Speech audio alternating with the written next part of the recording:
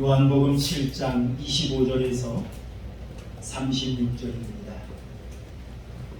예루살렘 사람 중에서 어떤 사람이 말하되 이는 그들이 죽이고자 하는 그 사람이 아니냐. 보라, 드러나게 말하되 그들이 아무 말도 아니하는도다. 당국자들은 이 사람을 참으로 그리스도인 줄 알았는가. 그러나 우리는 이 사람이 어디서 왔는지 아노라. 그리스도께서 오실 때에는 어디서 오시는지 아는 자가 없으리라 하는지라. 예수께서 성전에서 가르치시며 외쳐 이르시되 너희가 나를 알고 내가 어디서 온 것도 알거니와 내가 스스로 온 것이 아니니라. 나를 보내신 이는 참되시니 너희는 그를 알지 못하나 나는 아노니 이는 내가 그에게서 났고 그가 나를 보내셨음이라 하시니 그들이 예수를 잡고자 하나 손을 대는 자가 없으니 이는 그의 때가 아직 이르지 아니하였음이로다. 무리 중에 많은 사람이 예수를 믿고 말하되 그리스도께서 오실지라도 그 행하실 표적이 이 사람의 행한 것보다 더 많으랴 하니 예수에 대하여 무리가 수군거리는 것이 바리새인들에게 들린지라. 대제사장들과 바리새인들이 그를 잡으려고 아랫사람들을 보내니 예수께서 이르시되 내가 너희와 함께 조금 더 있다가 나를 보내신 이에게로 돌아가겠노라. 너희가 나를 찾아도 만나지 못할 터이요 나 있는 곳에 오지도 못하리라 하시니 이에 유대인들이 서로 묻되 이 사람이 어디로 가기에 우리가 그를 만나지 못하리요. 헬라인 중에 흩어져 사는 자들에게로 가서 헬라인을 가르칠 터인가. 나를 찾아도 만나지 못할 터이요 나 있는 곳에 오지도 못하리라 한 이 말이 무슨 말이냐 하니라. 아멘. 우리 옆에 사람을 인사하시겠습니다. 반갑습니다. 주님의 사랑으로 사랑합니다. 인사하시겠습니다. 우리나라가 베트남전에 참전했을 때 우리 한국군 사령관을 지내신 최명신이라는 장군님이 계십니다. 지금 여러분들이 사진으로 보고 있는 이분이 바로 최명신 장군님이신데요. 자, 이분이 우리 한국전쟁을 치르다가 한번 어려운 일을 당한 적이 있다고 합니다. 정찰을 나갔는데 인민군에게 포위를 당하고 말았다고 합니다. 인민군들에게 포위를 당해서 이제는 끝났구나 그런 생각하에 인민군들에게 잡히면 더 힘들고 어려울 것 같아서 자기가 가지고 있는 권총을 가지고 자결을 하려고 했다고 합니다. 그래서 생각도 못해 자기의 권총을 머리에다 대고 쏘았는데 탁 하고 이 총이 불발이 되고 말았다고 합니다. 그래서 이 최명신 장군은 다시 이 권총을 제장전에서 쏘려고 할 때에 그 옆에 있던 부관이 하는 이야기가 이 최명신 장군님의 그 팔을 붙잡고 하는 이야기가 하늘이 살라고 하시는데 왜 자꾸 죽으려고 합니까? 그러면서 야단을 치더라는 겁니다. 그 말을 듣고 나니까 최명신 장군이 가만히 생각을 해보니까 그렇구나. 이 총알이 불발이 된 것은 하나님의 섭리였구나. 하나님의 나로 하여금 살라고 하시는구나. 그런 생각이 들면서 힘이 났다고 합니다. 자, 그리고 정신을 차려서 인민군이 방심하고 있는 그 틈을 타서 도망쳐 나왔다라고 하는 그런 이야기가 있습니다. 어찌 보면 우리가 절망적인 상황에 놓여 있습니다. 어찌 보면 우리가 내 힘으로는 도저히 어찌할 수 없는 그런 역경 속에 우리가 처할 때도 있습니다. 하지만 분명한 것은 그 어떤 상황에 있다 할지라도 우리 인생의 주인은 하나님이라는 사실을 우리는 기억해야 될 줄로 믿습니다. 어떤 상황이 있다 할지라도 내 인생의 주인은 내가 아니라 하나님이라는 사실입니다. 오늘 본문의 말씀을 보면 예수님께서 초막절에 예루살렘에 올라가셔서 예루살렘 성전에서 가르치셨습니다. 예수님의 가르침의 이야기를 듣고 많은 사람들이 깜짝 놀랐어요. 이 사람을 랍비 교육도 받지 않았는데 어떻게 이렇게 성경을 잘할까? 예수님과 많은 사람들이 토론하고 대화하는데 예수님을 능히 당할 자가 없습니다. 그러면서 예수님께서 성전에 모인 사람들에게 소개하는데 하나님께서 보내셔서 이 땅에 오신 분이라 예수님이 친히 본인을 소개를 합니다. 자, 그 말을 들은 대제사장들과 바리새인들이 아마 신성모독이라고 생각했던 것 같습니다. 예수님을 잡으려고 했지만, 예수님을 체포하려고 했지만 예수님을 잡지 못했다라고 하는 것을 오늘 본문은 우리에게 소개하고 있습니다. 오늘 본문을 통해서 하나님께서 우리에게 하나님은 어떤 분인가 라고 하는 걸 우리에게 소개해 주고 있습니다. 여러분, 우리가 믿는 하나님은 어떤 하나님일까요? 우리가 믿는 하나님은 우리의 인생의 모든 것을 주관하시는 분이라는 것을 하나님은 오늘 깨닫게 해주고 있습니다. 예수님께서 초막절에 예루살렘에 올라가셔서 이제 말씀을 가르치십니다. 그 예수님의 가르침의 이야기를 듣고 있던 사람 중에 어떤 한 사람이 25절을 우리 한번 읽어볼까요? 이렇게 말하는 걸 볼 수 있어요. 25절을 봅니다. 시작. 예루살렘 사람 중에서 어떤 사람이 말하되 이는 그들이 죽이고자 하는 그 사람이 아니냐라고 말합니다. 자, 예수님의 가르침의 이야기를 듣고 있다가 어떤 한 사람이 예수님을 바라보면서 이 사람은 지금 그들이 죽이려고 하는 사람이 아니냐. 이 그들이라고 하는 것은 유대 종교 지도자들을 갖기. 유대 종교 지도자들이 예수님을 죽이려 했다는 거예요. 왜 죽이려고 했습니까? 베데스다 연못에서 38년 된 병자를 예수님이 고쳐주셨습니다. 그런데 그날은 안식일이었습니다. 안식일에 병자를 고쳤다는 그 이유 때문에 예수님을 잡아 죽이려고 유대인들이 기회를 엿보고 있었다라고 하는 사실입니다. 그런데 더 놀라운 일이 있습니다. 26절 한번 읽어볼까요? 26절 보입니다. 시작. 보라, 드러나게 말하되 그들이 아무 말도 아니하는도다. 당국자들은 이 사람을 참으로 그리스도인 줄 알았는가? 라고 말합니다. 자, 그런데 예수님께서 드러나게 말하되 라고 말합니다. 드러나게 말했다라고 하는 것은 공개적으로 말했다, 솔직하게 말했다, 그런 거예요. 자, 예수님께서 성전에서 가르치시면서 특히 안식일에 병자를 고쳤다는 것 때문에 예수님을 죽이려고 하는 그 유대인들을 향해서 23절 말씀을 보니까 예수님께서 말씀하십니다. 모세율법을 범하지 아니하려고 사람이 안식일에도 할례를 받는 일이 있거든. 내가 안식일에 사람의 전신을 건전하게 한 것으로 인하여 너희가 내게 노여워하느냐? 라고 하면서 아주 예수님께서 아주 직설적으로 말합니다. 사실 할례를 행하는 것은 모세율법도 아니에요. 사실 하나님께서 아브라함과 맺은 언약이거든요. 그리고 이 안식일에 반드시 꼭 할례를 행해야 된다라고 하는 법이 없어요. 그런데 유대인들은 안식일에 할례를 행합니다.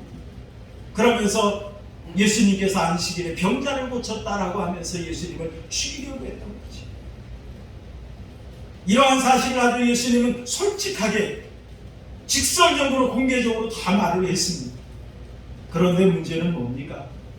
이러한 소리를 듣고도 그들은 아무런 말을 안 했다라고 하는 사실. 오히려 이런 모습을 보면서 그 자리에 모인 사람들이 의아해했습니다. 궁금해했습니다. 그러면서 하는 이야기가 당국자들은 이 사람을 참으로 그리스도인 줄 알았는가? 라고 말합니다. 자, 이 말의 의미는 뭡니까? 그들이 예수님이 그리스도라는 사실은 그 그리스도라고 하는 것을 인정하지 않았다는 거예요. 믿고 있지 않다는 거예요. 그러면서 예수님이 직설적으로 공개적으로 말함에 있어서 전혀 그들은 어떤 의사를 표현하지 않는 그런 모습을 볼 수 있습니다. 자, 그리고 그 이유를 27절 말씀 보니까 우리 한번 읽어볼까요? 27절 봅니다. 시작. 그러나 우리는 이 사람이 어디서 왔는지 아노라. 그리스도께서 오실 때에는 어디서 오시는지 아는 자가 없으리라 하는지라 라고 말했어요. 우리는 이 사람이 어디서 왔는지 아노라. 자, 이 말은 무슨 말이냐면 예수님이 어디 출신인지 안다 이 말입니다.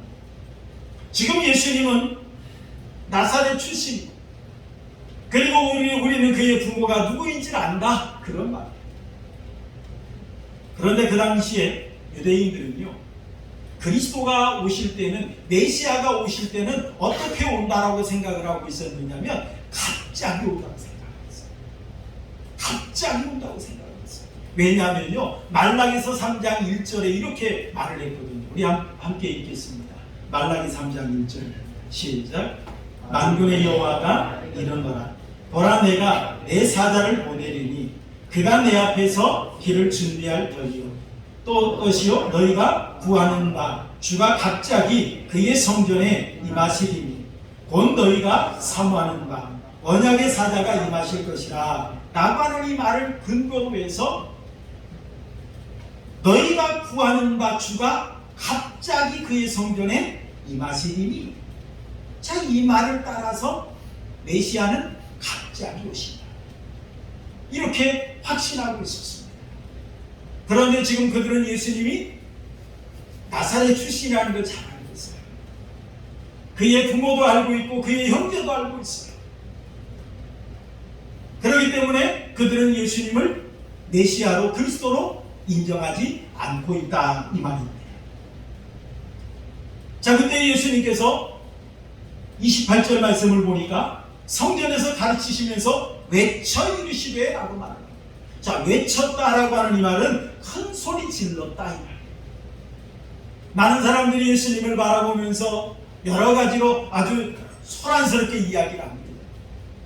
그때 예수님께서 그 소란한 지경에서 그들에게 말씀을 하시다 보니까 크게 소리를 지르신 겁니다. 그러면서 예수님께서 말씀하시되 너희가 나를 알고 내가 어디서 온 것도 알거니와 내가 스스로 온 것이 아니니라. 나를 보내신 이는 참되시니 너희는 그를 알지 못하라 라고 말합니다. 예수님께서는 하나님께서 나를 보내셨다라고 하시면서 예수님이 이 땅에 오신 근원을 말씀하고 있는 걸 볼 수가 있습니다. 자, 그리고 나서 29절에도 보니까 우리 한번 읽어볼까요? 29절 말씀 봅니다. 시작. 나는 아노니 이는 내가 그에게서 났고 그가 나를 보내셨음이라 하시니라고 말합니다. 그러면서 분명히 내가 그에게서 났고 라고 말씀합니다. 자, 이 말은 예수님의 출생, 그리고 예수님께서 이 땅에 오신 그 목적이 하나님에게로부터 시작이 됩니다. 그런 말. 이 말을 듣자 유대인들은 아마 이 말을 신성모독이라고 생각했던 것 같습니다. 감히 하나님 내 이름을 들먹이면서 하나님께서 나를 보내셨다라고 하니까 그 말을 듣고 견딜 수가 없었던 것 같습니다. 자, 그래서 30절 말씀을 보니까 그들이 예수를 찾고자 하나 그랬습니다. 예수를 찾고자 하나. 자, 이 말은 체포하려고 했다. 예수님을 체포하려고 했지만 손을 대는 자가 없으니라고 말했어요. 자, 이 말은 예수님을 붙잡는 자가 하나도 없었다라고 하는 말입니다. 예수님을 체포하는 자가 하나도 없었다는 말입니다. 자, 그런데 그 이유를 설명합니다. 이는 그의 때가 아직 이르지 아니하였음이로라. 아직 그의 때가 이르지 않았다. 여기서 말하는 때라는 어떤 때를 말할까요? 예수님께서 십자가에 못 박혀 죽으시는 때를 가리킵니다. 아직 하나님께서 정하신 때, 예수님께서 십자가에 못 박혀 죽으실 그 때가 아직 이르지 않았기 때문에 어느 누구도 예수님을 붙잡을 수 없었다라고 하는 이 말이죠.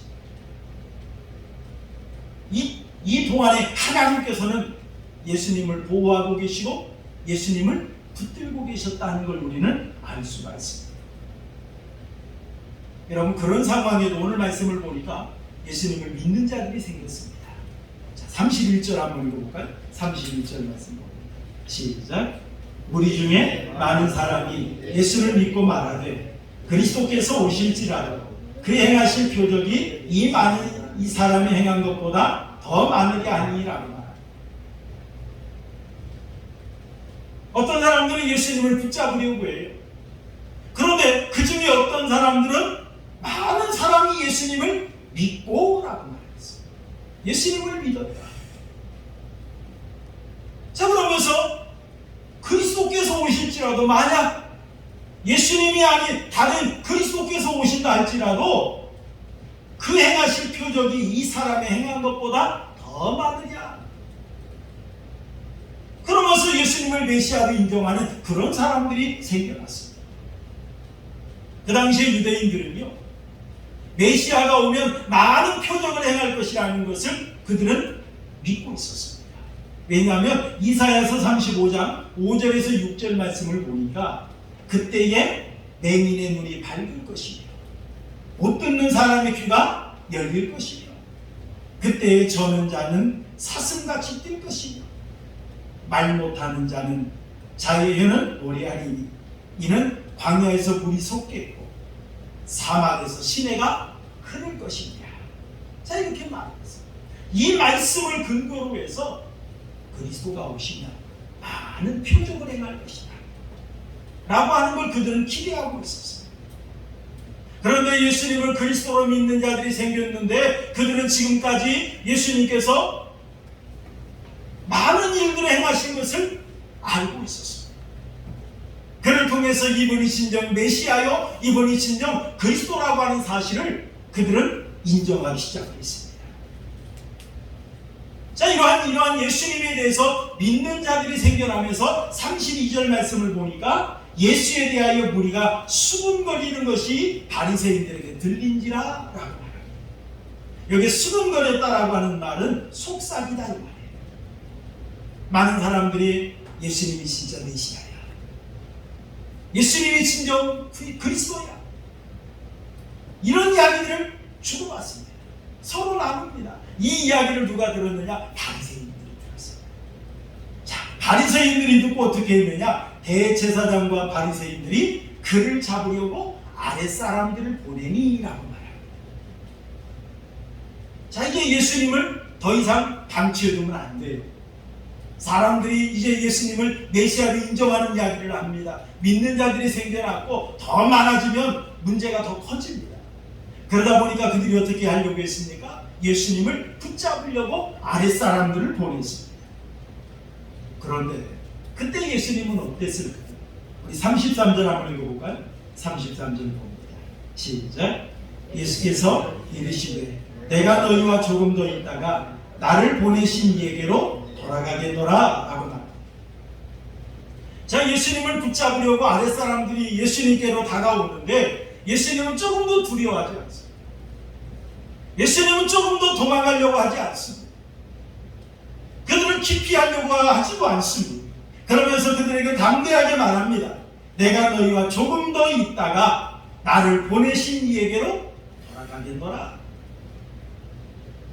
아주 예수님께서 당당하게 말씀하십니다. 자, 이 말의 의미는 무엇입니까? 예수님께서 6개월 뒤에 있을 이제 십자가의 사역을 가리킵니다. 그리고 예수님께서 하나님께로 돌아가실 것을 이야기했습니다. 그뿐만이 아니라 34절 말씀을 보니까 너희가 나를 찾아도 만나지 못할 터이요 나 있는 곳에 오지도 못하리라 하시니 라고 말합니다. 이게 나 있는 곳은 어디겠습니까? 예수님과 하나님이 함께하는 곳이지. 다른 말로 말하면 하나님의 나라. 그런데 유대인들은 이 말의 의미를 깨닫지를 못하고 엉뚱한 소리 하는 걸 볼 수 있어요.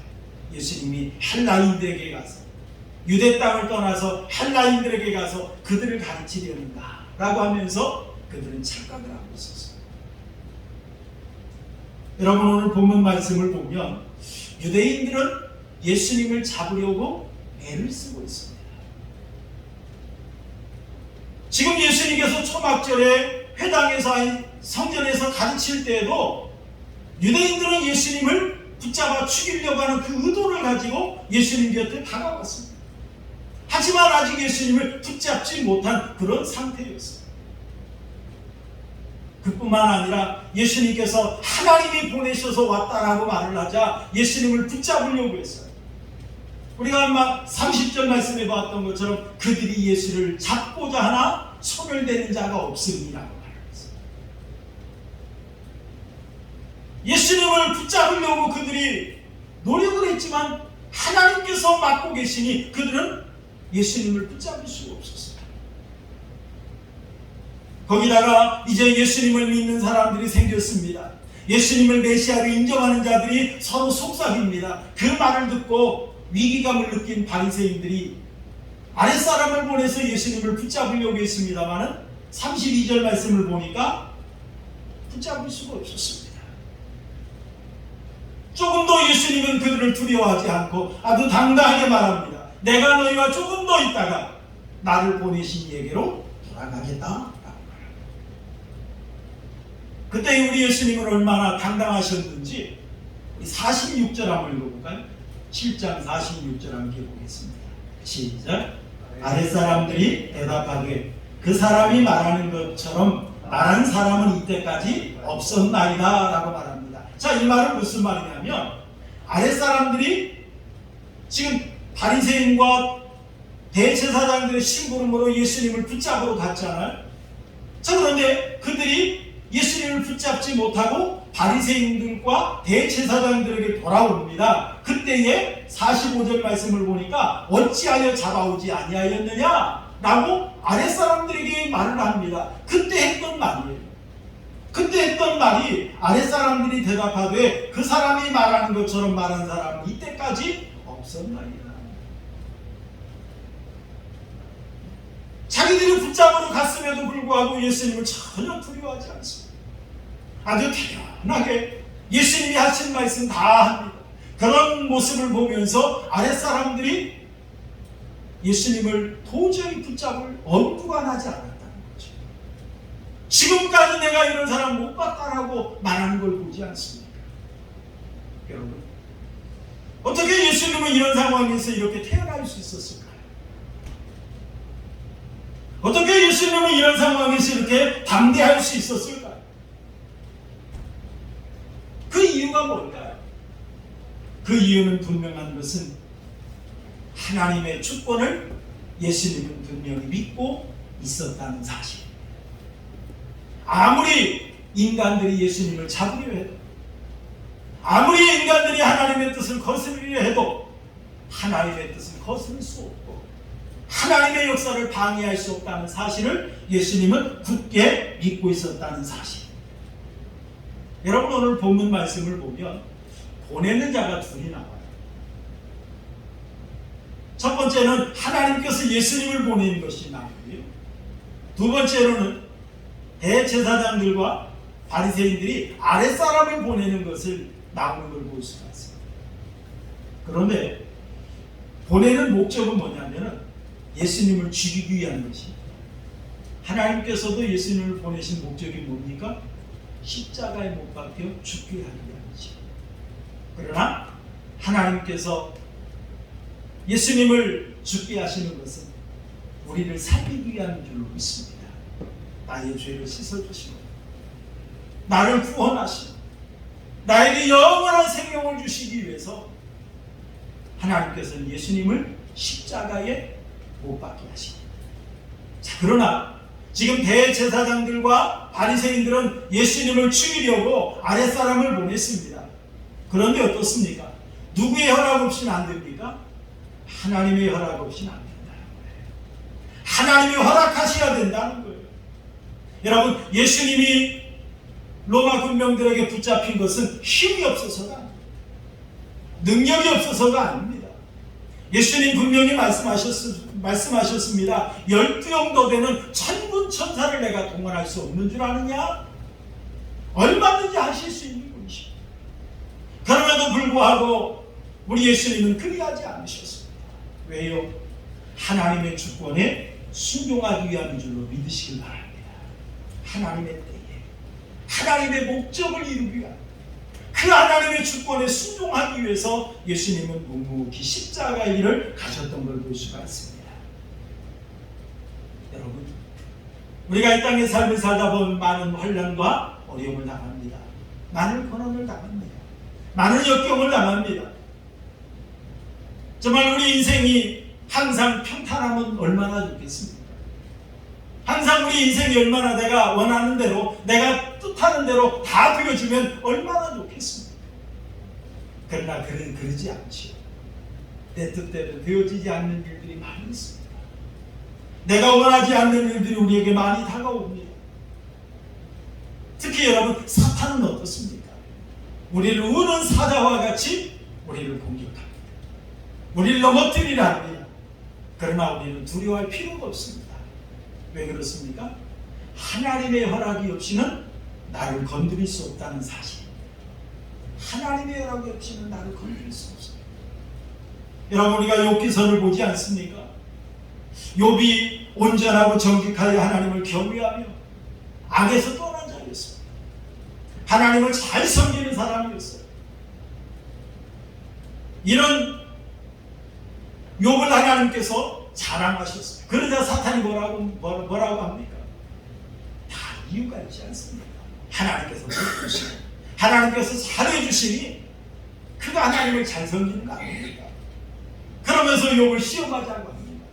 그때 하나님께서 허락하시는데 그의 목숨은 건들지 말라. 하나님께서 하시면서 허락하신 걸 보지 않습니다. 여러분, 모든 것은 하나님의 주권 하에 있습니다. 하나님이 허락하지 아니하시면 건드릴 수가 없습니다. 영국의 유명한 찬송 작가인 윌리엄 카우퍼라고 하는 사람이 있습니다. 이 윌리엄 카우퍼라는 사람이 32살이 되었을 때 인생이 너무나도 힘들고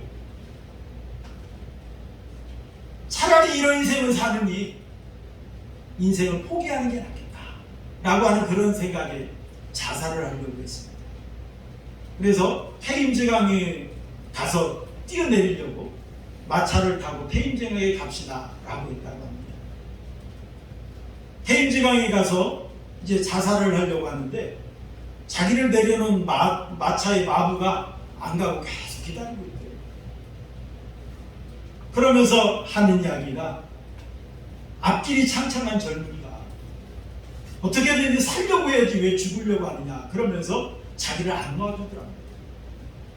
그래서 실패를 하고 집에 돌아왔답니다. 집에 돌아와서 독약을 먹고 죽어야 되겠다 라고 하면서 독약을 마셨답니다. 그런데 이웃에 사는 사람이 우연히 자기 집에 방문했다가 자기를 발견하고 병원에 데려가서 해독제를 먹여서 살려냈답니다. 자, 그래서 이제 세 번째로 또 죽으려고 면도칼을 가지고 자기 손목에 동맥을 그으려고 그었답니다. 그런데 면도칼이 부러져 버리더랍니다. 그래서 이래도 안 되겠다 생각을 해서 마지막으로 목을 맸다고 합니다. 그래서 이제 성공하는가 했더니 친구가, 생각지도 않은 친구가 와서 목을 맨 이 카우퍼를 살려내서 이 친구는 죽으려고 해도 나는 죽을 명이 아니구나 라고 생각을 했다. 하지만 이 사람은 4번이나 계속해서 자살하려고 하는 이런 상황 속에서 정신병에 시달리고 방황하는 삶을 살 수밖에 없었대요. 그런데 어떤 분이 교회로 초청을 했고 복음을 듣게 되고 그 가운데 누구를 만났느냐면 존 뉴턴 목사님을 만나게 되었답니다. 나 같은 죄인 살리신 그 은혜 놀라와 이 찬양을 지었던 이 존 뉴턴 목사님을 만나게 되었대요. 그런 가운데 존 뉴턴 목사님을 통해서 이 윌리엄 카우퍼라는 사람이 한 가지 재능이 있다는 걸 발견했답니다. 그것이 뭐냐면 작사 작곡을 할 수 있는 재질이 이 카우퍼에게 있다는 것을 발견하게 됩니다. 그래서 존 뉴턴 목사님과 함께 찬송을 짓기 시작했답니다. 이 카우퍼가 지었던 찬양 중에 가장 대표적인 찬양, 우리가 잘 아는 것처럼 샘물과 같은 보혈은 주님의 피로다 라고 하는 이 찬양입니다. 어찌 보면 지금 이 카우퍼는 자기의 삶의 의미를 느끼지 못했습니다. 이런 인생 살 바에는 차라리 죽어버리자, 낙심하고 자살하려고 했습니다. 그런데 하나님께서 어떻게 하십니까? 그 카우퍼를 그 고난 가운데서 만나 주셨어요. 그리고 인도해 주시고 하나님을 알게 하시고 하나님을 찬양하는 자로 하나님께서 만들어 가셨다라고 하는 사실입니다. 여러분, 어찌 보면 참 우리 인생에서 많은 고난이 있고 역경이 있고 어려움이 있습니다. 정말 이 역경과 어려움 속에서 나 홀로 있는 것 같고 어찌 보면 매우 절망적인 것 같습니다만 하나님께서는 그 가운데 나와 함께 하신다는 사실, 하나님은 나를 주관하고 있다는 사실입니다.